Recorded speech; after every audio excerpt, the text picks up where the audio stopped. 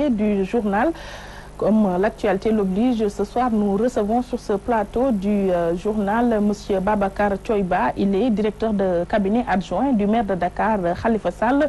Depuis hier, l'actualité tourne autour de cette convocation du maire de Dakar au niveau de la division des investigations criminelles dans une affaire portant sur sa gestion. Tout d'abord, bonsoir et bienvenue à vous, M. Babacar Ba. Bonsoir, Madame Baké. Je vous remercie pour votre invitation. Alors, comme je l'ai dit tantôt, depuis hier, le maire de Dakar, Khalifa Sall, est auditionné à la brigade des affaires générales. C'est dans le cadre d'un rapport établi par l'inspection générale d'État sur la caisse d'avance. Y a-t-il eu malversation? Il n'y a absolument pas de malversation, ni même de détournement de fonds. En vérité, ce que l'on appelle caisse d'avance correspond à des fonds politiques qui existent depuis 1920 au moins avec Blaise Diagne.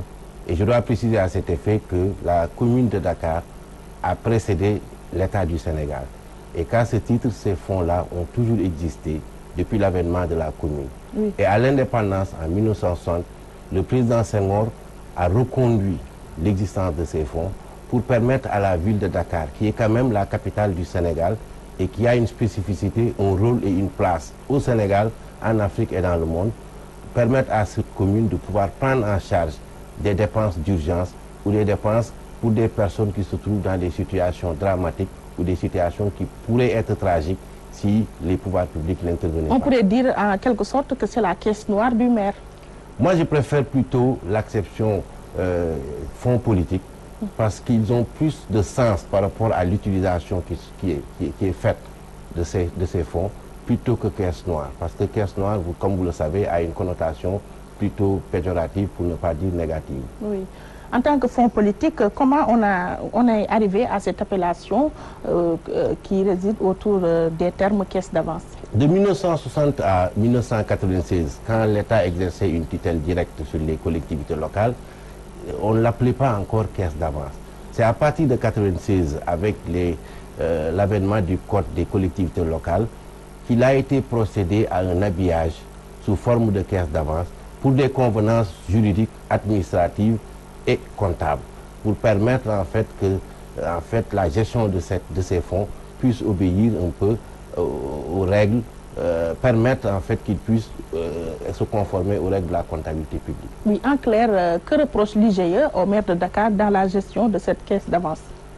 À ce niveau aussi, il faut préciser que l'IGE n'a pas de reproche à formuler. L'IGE a fait des constatations et a pensé devoir informer le président de la République en lui demandant de faire ouvrir une information judiciaire. Ce n'est pas l'IGE qui a saisi le procureur, c'est le président de la République qui a saisi le procureur de la République pour l'ouverture d'une information judiciaire sur les conditions de création de la caisse d'avance et sur le fonctionnement de la caisse d'avance. Oui. C'est une décision exclusive du président de la République. Pourquoi cela a été fait avec Khalifa Sall, puisque cette caisse existait depuis belle lurette? La question, il faut la poser à ceux qui ont pris la responsabilité et la décision de saisir le procureur. Selon une certaine presse, Khalifa Sall risque gros dans cette affaire. Est-ce le cas? Absolument pas, parce que Khalifa Sall n'a absolument rien à se reprocher dans la gestion et l'utilisation de ces fonds. Ce que je peux dire, pour rebondir un peu sur votre première question, aucun centime, aucun franc de ces fonds politiques n'a profité personnellement à Khalifa Sall. Donc il n'y a pas de détournement, il n'y a absolument pas de malversation et pour cette raison, Khalifa Sall ne peut rien risquer devant la justice. Oui. On annonce d'autres noms comme ceux de Pape Diop, l'ancien maire de Dakar. Est-ce qu'il est convenu que ce dernier soit auditionné? J'ai vu l'information comme tout le monde dans la presse, je ne suis pas en mesure de la confirmer, oui. Mais je dois rappeler que Pape Diop a été maire aussi de la ville de Dakar et qu'à ce titre, comme Khalifa, comme Mamadou Diop, il a géré ses fonds politiques. Oui. Mais je ne suis pas en mesure de confirmer cette information. En parlant de politique, quelle lecture faites-vous de cette convocation du maire de Dakar, Khalifa Sall? C'est une lecture purement politique. Ça dit cette affaire à qui on veut donner un habillage judiciaire et une machination politique. C'est en fait une machination qui vise d'une part à ternir l'image ou la chemise immaculée de Khalifa Sall et d'autre part à l'empêcher avec ses amis, ses sympathisants de présenter une liste aux prochaines législatives et éventuellement d'être candidat à la présidentielle. Je dois dire que nous vivons dans notre pays actuellement un contexte assez singulier qui, à bien des égards, donne l'impression que nous sommes dans une dictature. Il ne faut pas s'y méprendre. Même dans les dictatures, il y a des lois sur lesquelles s'appuie le dictateur pour faire passer sa volonté. Et aujourd'hui, ce pouvoir prend tous les attributs d'une dictature. C'est la machination, c'est la machination, c'est l'intimidation, c'est la manipulation de l'opinion. Et si on y prend garde, ce qui risque d'arriver dans ce pays, c'est qu'on va transformer la justice en machine à calculer pour éliminer des adversaires.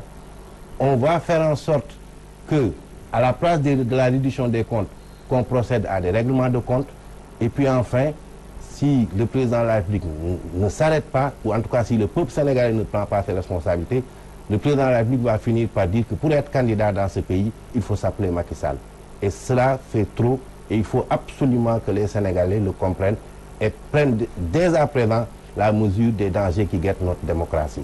Je dois dire également, on cherche à éliminer un adversaire politique, comme on a voulu éliminer Karim Wade, comme on a sanctionné Ousmane Sonko, comme on veut demain poursuivre Abdoul Mbaye. Tout cela résulte d'une machination, d'une conspiration d'État pour faire en sorte que Macky Sall soit celui qui va choisir ses propres concurrents à la présidentielle et s'assurer, le cas échéant, de sa réélection.